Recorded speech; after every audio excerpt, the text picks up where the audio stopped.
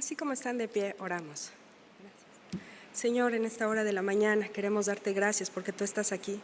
Gracias por tu presencia, por tu paciencia, por tu amor, por tu compasión. Gracias, Señor. Gracias por este precioso momento que nos das para acercarnos a ti y glorificar tu nombre a través de la reflexión de tu palabra. Queremos rogarte que tu Santo Espíritu, Señor, haga todo eso que planeaste para este día. Muchas gracias porque podemos confiar y esperar en ti. En el nombre de Jesús, gracias. Amén. Pueden tomar asiento, hermanos.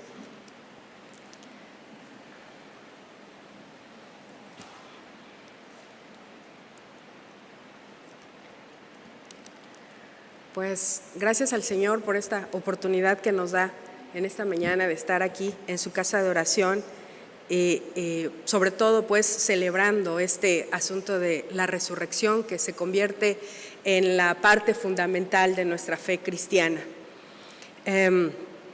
Y de forma personal, sinceramente, pues le felicito por haber tomado la decisión de estar en la casa del Señor, la decisión de dejar un poco, ¿no?, la comodidad y venir y encaminar sus pasos hacia esta casa de oración. Gracias al Señor por eso. Y mi amado, mi amada, pues yo no sé lo que traía usted en su corazón mientras venía para acá, no sé si había en su corazón una santa expectación de lo que Dios iba a hacer en esta mañana, porque si eso es así, le felicito, porque así es. Dios está haciendo cosas maravillosas en esta hora y todavía va a seguir haciendo. Y también si resulta que usted venía para acá con un montón de cosas en la mente, quizá los pendientes que tendrá que atender una vez que el servicio termine, pues qué bueno que está aquí. Qué bueno que está aquí en la casa del Señor y prepárese porque Dios todavía tiene más bendiciones para derramar sobre nuestras vidas. Bueno, pues y Él lo hace precisamente en medio de todas las circunstancias que como seres humanos nos toca atravesar, ¿no? Podemos hablar desde las cosas pequeñas, que como pequeñas contrariedades que nos traen, ¿no?, contratiempos y un poco que pueden llegar inclusive a molestarnos o a frustrarnos, o también de esas cosas que nos toca vivir donde es grande lo que nosotros estamos pasando, situaciones como pérdidas, y entonces de pronto esto nos lleva a preguntarnos, ¿no?, ¿qué sentido tiene todo esto? De esas cosas que nos rompen el corazón, que nos obligan a cambiar la manera en cómo vemos la vida, la manera en cómo vemos la realidad. Y algunos dicen por ahí que el día en que usted y yo sabemos que vamos a morir, ese es el día en que perdemos nuestra inocencia. Bueno, pues además de esto, la pandemia nos enseñó que pues no había que dar nada por sentado, ¿no? Y bueno, nosotros revisando los relatos bíblicos nos vamos a encontrar con personas que como usted y como yo han atravesado situaciones difíciles, ¿no?, tremendas. Por ejemplo, podemos recordar a aquel papá que va a buscar esa salud para su hija y mientras él está pidiendo, ¿no?, él está haciendo esas gestiones para que su hija se recupere, le dan la noticia que la niña está muerta. Y luego también recordamos a aquella mujer que llora desconsoladamente porque su único hijo ha muerto. Y también por ahí en la palabra vamos a encontrar el relato de dos hermanas que aman muchísimo a su hermano y que han tenido que sepultarlo, ¿no? Entonces, estas personas tienen el común denominador de la pérdida de un ser querido y junto con ella, pues esa dosis, ¿no?, de ese dolor tremendo que conlleva. Estas personas pertenecen a un lugar y a un tiempo diferente a nosotros, donde se pensaba que, en el caso, por ejemplo, de los judíos, ¿no?, que ellos consideraban posible, prescindiendo de su fe en la resurrección de los últimos tiempos, pues era la preservación de la vida, ¿no? Cuando leemos que las murmuraciones que ellos tienen ahí y dicen, ¿no podía que abrió los ojos al ciego haber hecho también que Lázaro no muriera? Y bueno, lo que estas personas que mencionábamos tienen en común, además del dolor, es que todas ellas tuvieron un encuentro con Jesús. ¿sí? Del resultado de ese encuentro, estas personas son vueltas a la vida. Y este asunto deja en evidencia que la muerte no puede poner fronteras en la acción de Jesús, sino que al contrario, la vida que procede de Jesús quita el poder a la muerte. Es decir, que estas barreras del tiempo de la muerte, que para los seres humanos son infranqueables, para el Hijo de Dios no representan obstáculo alguno. ¿Por qué? Porque en Jesús estas son derribadas, rebasadas. Es Jesús el Señor de la vida y que está por sobre la muerte, quien se presenta ante ellos y cambia su historia, ¿no? Y maravilloso porque lo hace a través de su palabra, del poder de su palabra. Recordamos esos llamados que él hace, ¿no? A la niña, a ti te digo, levántate. Al joven que había fallecido, joven, a ti te digo, levántate. Y en el caso del hermano de estas mujeres que ya había sido sepultado, es el llamado Lázaro, ven fuera, ¿no? Y ellos son vueltos a la vida. Esto a nosotros cuando leemos estos relatos nos sorprende y comienza como a llenarnos de esperanza el corazón, ¿no? Y bueno, la historia no termina ahí. No solamente en los evangelios y en el Nuevo Testamento vamos a encontrar estos relatos de resurrecciones, sino que también como hemos tenido la oportunidad de estar reflexionando en estos días de esta semana tan especial, de esta semana mayor, esta semana tan importante para el pueblo cristiano, es que nuestro Salvador mismo experimenta la muerte, habiéndoselo anunciado con anticipación a sus discípulos. Les dice que esto es lo que va a suceder, pero que tiene un propósito, que es el de salvar a la humanidad, ¿no?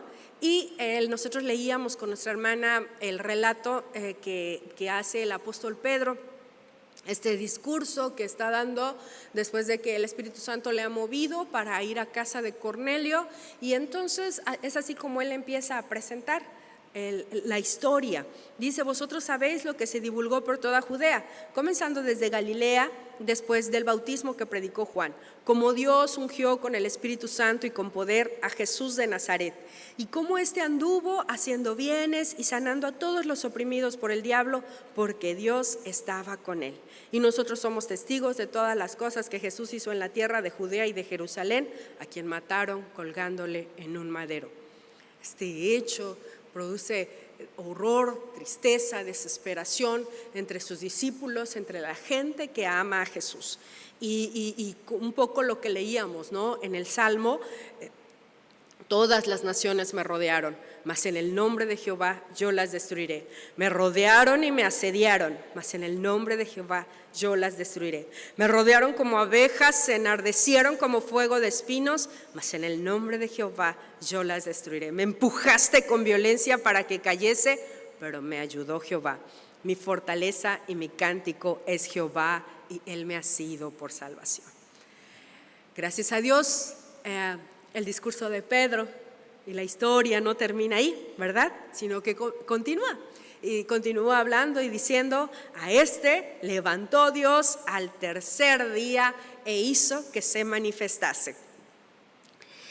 No a todo el pueblo, sino a los testigos que Dios había ordenado de antemano, a nosotros que comimos y bebimos con Él después de que resucitó de los muertos. Esta es una ocasión preciosa que parece encontrar las palabras, que parece que el salmista encuentra las palabras adecuadas para expresarlo cuando dice: voz de júbilo y de salvación hay en las tiendas de los justos. La diestra de Jehová hace proezas, la diestra de Jehová es sublime, la diestra de Jehová hace valentías. No moriré, sino que viviré y contaré las obras de Jehová. Me castigó gravemente Jehová, mas no me entregó a la muerte. Abridme las puertas de la justicia y entraré por ellas. Alabaré a Jehová. Esta es puerta de Jehová, por ella entrarán los justos. Entonces, Continúa diciendo el apóstol Pedro, y nos mandó que predicásemos al pueblo y testificásemos que Él es el que Dios ha puesto por juez de los vivos y de los muertos. De este dan testimonio todos los profetas, que todos los que en Él creyeron recibirán perdón de pecados por su nombre. Y bueno, eso es justamente lo que usted y yo hacemos esta mañana, ¿verdad? Proclamar el nombre de Jesús como ese juez sobre vivos, sobre muertos que Dios ha puesto, y que además de eso es quien perdona nuestros pecados, quien tiene misericordia de nosotros. Por eso dice la palabra que la misericordia triunfa sobre el juicio. Y bueno, a lo largo del Nuevo Testamento nosotros vamos a encontrar que una y otra vez se está hablando sobre la resurrección de Jesús, porque este es el tema central de la fe cristiana, ¿sí? Por ejemplo, vamos a encontrar que Jesús mismo es quien está registrando, quien está anunciando, a sus discípulos lo que va a pasar. Por ejemplo, encontramos allá en el Evangelio de Marcos, en su capítulo 8, versículo 31, dice: y comenzó a enseñarles que le era necesario al Hijo del Hombre padecer mucho y ser desechado por los ancianos y por los principales sacerdotes y por los escribas, y ser muerto y resucitar después de 3 días. ¿Sí? Nosotros vemos esto, y luego también encontramos lo que leíamos hace algunos momentos, con este asunto de cómo Jesús, cómo se anuncia que Él ha resucitado, ¿no? Por ejemplo, en el Evangelio de Mateo, en su capítulo 28, está hablando acerca de este tema de la resurrección. El versículo 8, entonces ellas, saliendo del sepulcro con temor y gran gozo, fueron corriendo a dar las nuevas a sus discípulos, y mientras iban, he aquí Jesús les salió al encuentro diciendo: salve. Y ellas, acercándose, abrazaron sus pies y le adoraron, ¿no? Entonces vamos encontrando estos registros, y luego vamos a encontrar que también los discípulos hablan acerca de eso, y nosotros lo podemos leer en el libro de los Hechos. En su capítulo 1, versículo 3, dice: a quienes también, después de haber padecido, se presentó vivo con muchas pruebas indubitables, apareciéndoseles durante 40 días y hablándoles acerca del reino de Dios. Entonces vemos que el Señor, muerto y sepultado, ha sido resucitado, ha resucitado con un cuerpo con el que se manifiesta a sus discípulos, ¿verdad? Como lo podemos leer también en los evangelios. Por ejemplo, en el caso del Evangelio de Juan, en su capítulo 20 y versículos 15 y 16, Jesús le dijo: mujer, ¿por qué lloras? ¿A quién buscas? Ella, pensando que era el hortelano, le dijo: Señor, si tú lo has llevado, dime dónde lo has puesto y yo lo llevaré. Jesús le dijo: María. Y ella, volviéndose, le dijo: Raboni, que quiere decir maestro. Entonces vemos cómo Jesús se presenta ante sus discípulos, ante la gente que lo ama, y lo hace de una manera indubitable. Ahora, es interesante que cuando nosotros reflexionamos sobre este tema, nos damos cuenta que la base del testimonio de los discípulos no es exactamente, el momento en que Jesús resucita, porque en realidad nadie lo ve. Por ejemplo, nosotros leemos de la Guardia Romana, ¿no? Que quedan ahí completamente inútiles, ¿no? Pero lo que sí se convierte en el testimonio central es ese momento, esos momentos en los que Jesús convive con sus discípulos, en los que Jesús habla con ellos, en los que Jesús come con ellos, ¿no? Y convive de una manera preciosa, ¿no? Entonces vemos este testimonio a lo largo de los evangelios. Por ejemplo, en Mateo leímos que Jesús le sale al encuentro a las mujeres y luego a los discípulos para darles la gran comisión. En Marcos leemos que se aparece primero a las mujeres y luego a los 11, a quienes les reprocha su incredulidad y su corazón endurecido. Y en el Evangelio de Lucas tenemos ese maravilloso relato de estos discípulos que van camino a Emaús y cómo Jesús va con ellos y comienza a hablar con ellos y ellos sienten que su corazón arde, ¿no? Y luego, ¿cómo olvidar ese maravilloso relato que encontramos en el Evangelio de Juan de Jesús preparando un desayuno a la orilla de la playa para sus discípulos? ¿Sí? O sea, nosotros como cristianos celebramos que Jesús haya resucitado, pero ahora también podemos ver lo que Jesús hace después de que ha resucitado. Él dedica tiempo para estar con ellos.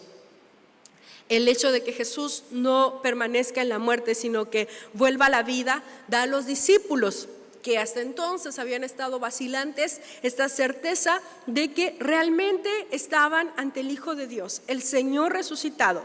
Así que la resurrección de Cristo se convierte en ese signo de victoria de Dios sobre el pecado, sobre la muerte. Y esto quiere decir que ha comenzado este tiempo donde podemos vivir la salvación. Y por eso también nosotros como cristianos celebramos, ¿verdad?, este sacramento del bautismo, porque es un signo de salvación también, ¿no? Nosotros leemos eso en Primera de Pedro, capítulo 3, versículo 21. Dice: sí, el bautismo que corresponde a esto ahora nos salva, no quitando las inmundicias de la carne, sino como la aspiración de una buena conciencia hacia Dios por la resurrección de Jesucristo, ¿no? Está estrechamente entrelazado. Entonces, de esta manera, nosotros comenzamos a comprender nuestra fe en Cristo como un morir para el pecado y un resucitar con Jesús. Entonces, esto trae implicaciones prácticas muy importantes para la vida de cada uno de nosotros. ¿Por qué? Bueno, porque los que hemos entregado nuestra vida a Cristo comenzamos a ver el pecado desde una perspectiva diferente, donde simplemente no tiene lugar ni sentido en nuestras vidas. Y cuando la tentación viene a nuestras vidas, sabemos que de antemano tenemos la victoria, porque cuando viene a un hombre muerto, a una mujer muerta al pecado, pero que está vivo, que está viva para Dios. Este punto, hermanos, es muy importante que usted y yo lo comprendamos, porque seguramente muchas veces usted se ha preguntado: ¿cómo es posible que gente que se llama cristiana, puede hacer cosas tan terribles, ¿no? Cuando se escucha acerca de pecado y uno se pregunta qué está pasando, ¿no? ¿Cómo es posible? Bueno, creo que yo oraba esta mañana y le pedí al Señor que me dirigiera, y el Señor puso en mi corazón que lo que pasa es que estas personas son un poco como los que cuando Jesús estuvo en su ministerio terrenal caminaron con Él y vieron sus milagros y comieron de lo que Él dio, pero una vez que Jesús murió le perdieron la pista. Y entonces como, algo que pasó y ya. Y entonces hay mucha gente que vive hoy de la misma manera. O sea, alguien le habló de Cristo, vino, empezó a asistir a una congregación, empezó a leer la palabra, quizá Dios realizó algún milagro en su vida o en la vida de su familia y está agradecido, agradecida, pero hasta ahí. Y entonces, aunque ha asistido a una congregación, pero todavía sigue luchando con cosas como el pecado.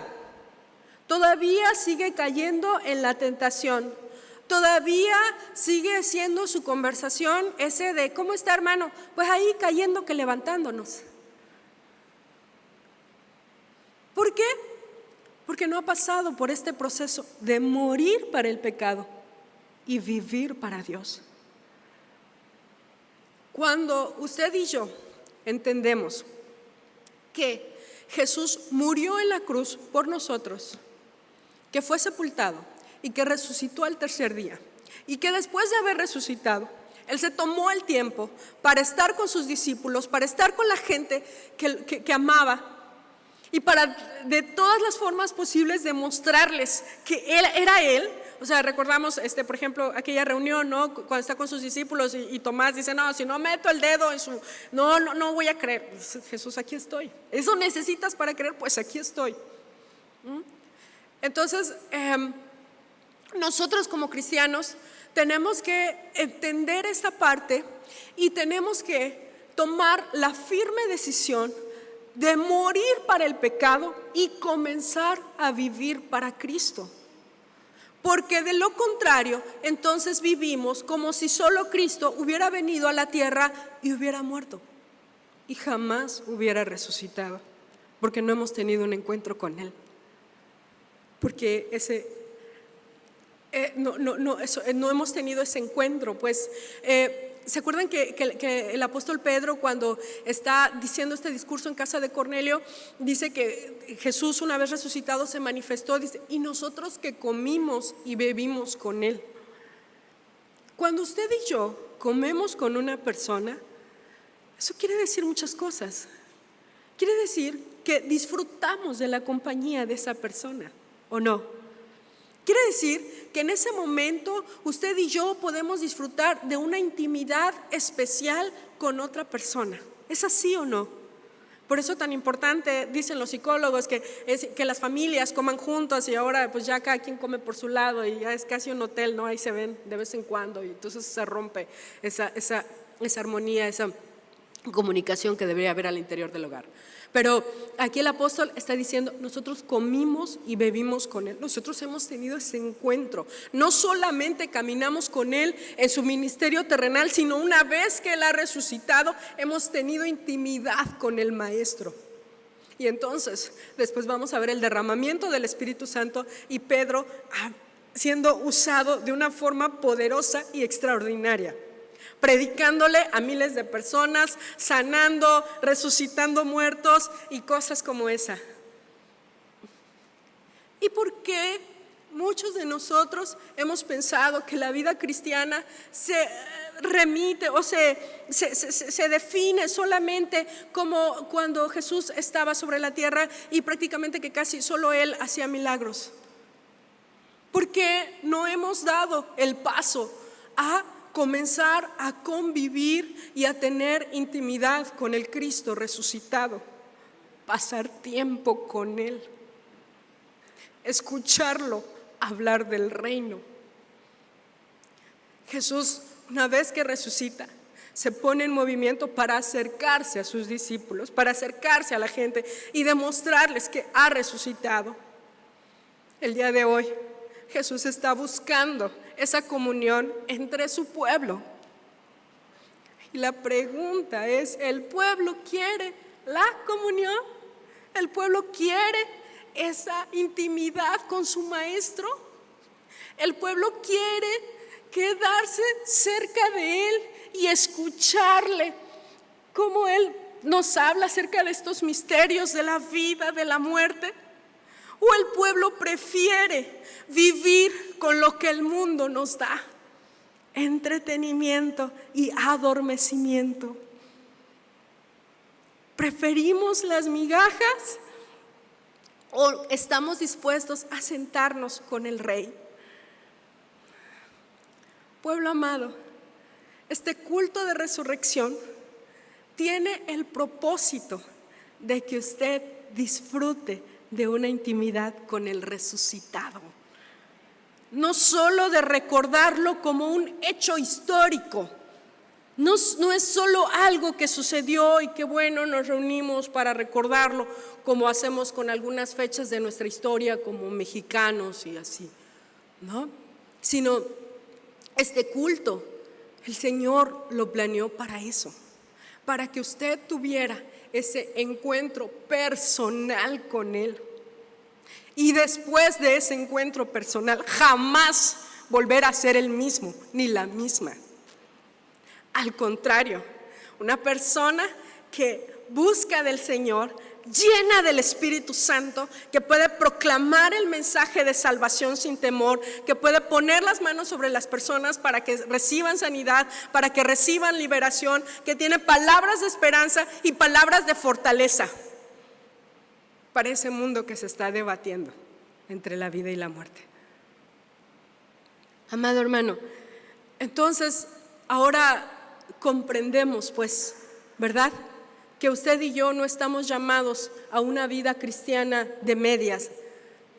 No estamos llamados a una vida cristiana donde ahí la llevamos. No estamos llamados a una vida cristiana para cumplir requisitos o realizar solamente actividades. Estamos llamados a una vida que exprese nuestro encuentro con el resucitado. No podemos vivir de otra manera o dejemos de llamarnos cristianos. Es que Cristo murió por nosotros y resucitó. Y hoy está sentado a la diestra del Dios Padre y volverá por segunda vez. ¿Y qué es lo que va a encontrar?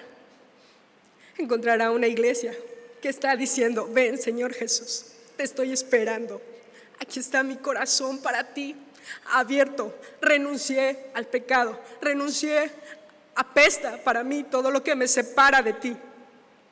O va a encontrar una iglesia que todavía está pensando si deja o no el pecado y la maldad. Amados hermanos, nosotros en esta mañana estamos llamados pues a vivir de esa manera, porque el encuentro con nuestro Señor resucitado cambia completamente nuestra realidad y la manera en que vemos la vida. Por ejemplo, mencionábamos hace un momento el asunto de los discípulos que van camino de Emaús y cómo Jesús se acerca a ellos y empieza a platicar con ellos, y entonces cuando ya Él desaparece de su vista, ellos dicen: ¿no ardía nuestro corazón mientras hablaba con nosotros? Hermano, cuando usted viene a la casa de Dios, cuando usted está en su casa leyendo la palabra, arde su corazón porque la presencia de Dios está ahí. ¿O no se da por enterado que el Señor está con usted? Porque tiene tantas ocupaciones y tantas distracciones. Hermanos, es hora que nosotros entreguemos nuestra vida al Señor, de tal manera que ardamos en Él. Y como decía Juan Wesley, ¿verdad? Arde y la gente va a venir a verte arder. Muchas veces nos sentimos tristes porque no estamos alcanzando personas para Cristo, pero cuando usted y yo estamos llenos de la presencia del Señor, eso es algo que no se puede esconder. Eso es algo que la gente comienza a preguntar: bueno, pero tú ¿por qué eres así? ¿Pero tú por qué actúas de esta manera? Bueno, porque el poder de Dios está sobre mí. Amén. Y entonces nunca volvemos a ser los mismos. Ahora enfrentamos las pérdidas con esperanza. Ahora experimentamos el dolor sin que el sentimiento de fatalidad se apodere de nosotros. Además, aprendemos a sufrir con paciencia, sabiendo que pronto llegará el día de nuestra redención, el momento en que veremos cara a cara a nuestro Señor resucitado. Y así hacemos nuestras las palabras del salmista: te alabaré porque me has oído y me fuiste por salvación. La piedra que desecharon los edificadores ha venido a ser cabeza del ángulo. De parte de Jehová es esto, y es cosa maravillosa a nuestros ojos. Este es el día que hizo Jehová, nos gozaremos y alegraremos en él. Oh Jehová, sálvanos ahora, te ruego, oh Jehová, que nos hagas prosperar ahora. Bendito el que viene en el nombre de Jehová. Desde la casa de Jehová os bendecimos. Jehová es Dios y nos ha dado luz. Atad víctimas con cuerdas a los cuernos del altar. Mi Dios eres tú y te alabaré. Dios mío, te exaltaré. Alabad a Jehová, porque Él es bueno, porque para siempre es su misericordia. Oramos. Rey de reyes, Señor de señores, maravilloso Dios, incomparable, bendito, santo, sublime. En esta hora, Señor, estamos delante de ti. Estamos delante de ti como pueblo tuyo. Como dice el salmista, somos ovejas de tu prado. Tú nos hiciste y no nosotros a nosotros mismos. Nosotros reconocemos eso, Señor. Pero en este momento, Padre, queremos pedirte, Señor, que nos perdones. Queremos pedirte, Padre, porque muchas veces le hemos dado importancia, lugar a cosas que realmente no valen la pena. Hemos guardado rencor contra aquel que nos hizo daño. Hemos retenido nuestra mano para ayudar al necesitado y hemos muchas veces decidido hacer cualquier otra cosa antes que pasar tiempo contigo. Es la verdad.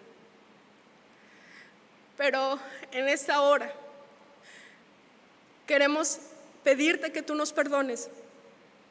Y queremos darte gracias por esta maravillosa palabra de esperanza que tú nos das en esta hora. Gracias, Señor. Gracias porque tu palabra dice que por la muerte de Cristo, por su sangre derramada en la cruz, nuestros pecados son perdonados y es quitada nuestra culpa y somos limpiados de maldad. Es algo imposible para nosotros y solo posible para ti. Gracias, Señor.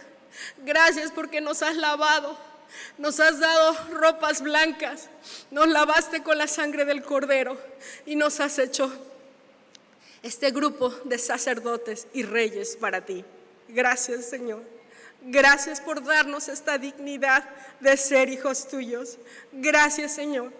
Permite, por favor, ahora que como pueblo tuyo comencemos a vivir reflejando que hemos tenido un encuentro con el resucitado, que hemos comido y bebido con Él, que hemos disfrutado de su presencia, que ahora la vida, la realidad es completamente diferente para nosotros porque tú estás con nosotros, porque el Señor que venció a la muerte y al pecado está con nosotros y está en nosotros. Como dice el apóstol, ¿quién nos separará del amor de Cristo? Ni tribulación, ni hambre, ni peligro o espada o desnudez, ni ninguna cosa creada nos podrá separar del amor de Dios que es en Cristo Jesús, Señor nuestro. Gracias, Señor. Gracias, gracias, gracias por hacer este llamado amoroso y lleno de pasión para tu pueblo, diciendo que es necesario volver a ti, que es necesario buscarte con más diligencia, porque la venida de tu Hijo está muy cerca ya. Y como Él lo dijo, hallará fe en la tierra cuando vuelva. Señor, queremos que encuentre un pueblo celoso de buenas obras, un pueblo que le espera, un pueblo que levanta manos sin ira ni contienda, un pueblo que ofrece su corazón cada día diciendo, ven, Señor Jesús. Oh Padre Celestial, gracias. Gracias por este maravilloso acontecimiento que nos da identidad y esperanza como cristianos. Gracias, Señor. Gracias por esta manera de ver la vida completamente distinta. Gracias, Señor, porque esto transforma por completo la forma en que vivimos nuestras circunstancias. Gracias, Señor. Gracias. Gracias porque entonces no importa la edad que tengamos o el sexo al que pertenezcamos o cualquier otra condición que como seres humanos nos encontremos, lo único que importa es que el Señor que resucitó está con nosotros y está en nosotros. Gracias, Señor. Nuestro corazón te adora, nuestro corazón te alaba, te bendice, se regocija en ti. Gracias, Señor. Gracias, Padre Celestial. Señor, recibe tú toda la alabanza, la adoración, la honra y la gloria, porque solo tú eres digno. Ahora, Padre, vamos a despedirnos rogándote, Señor, que bendigas este tiempo que viene a continuación de estar en comunión los unos con los otros. Gracias, Señor, porque es solamente por ese derramamiento de la sangre de tu Hijo en el Calvario que como cristianos podemos tener una comunión, que como cristianos podemos tener conversaciones verdaderas, conversaciones libres de superficialidad y donde podemos abrir el corazón y sentirnos acompañados y amados. Muchas gracias, Señor. Síguete glorificando entre tu pueblo, que tu Santo Espíritu nos siga ministrando y transformando para que el día en que podamos verte cara a cara, Señor, nuestro gozo sea aún más grande. Muchas gracias.